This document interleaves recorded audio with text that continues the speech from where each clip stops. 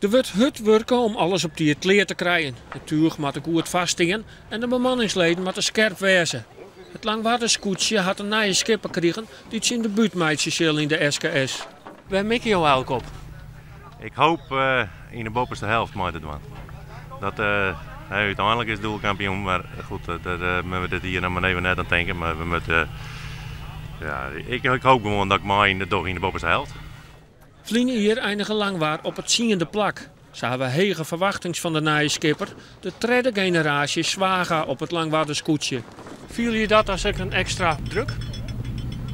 Nee, als die spaken oor zitten hier dan niet dat weet. Nee, de naam Zwaga zou net dat je zielen wel kennen.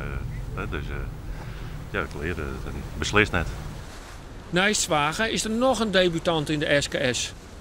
Ek lid van een verneemde skippersfamilie.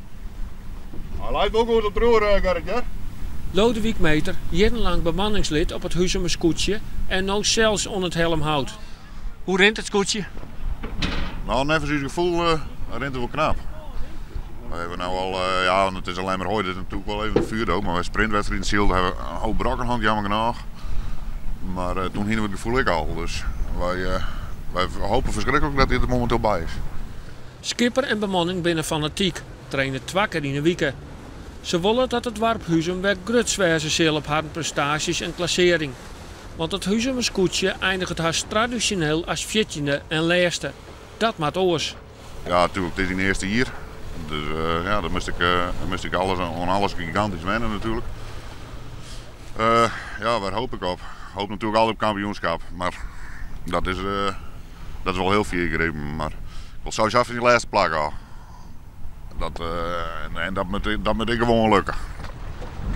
Om 12 uur gaat het los op het wetten van Dieselmar.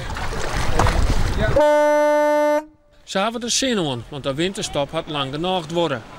Langwaar zou uiteindelijk eindigen als 4e en het Huizumerscootje voor de zoveelste keer als laatste.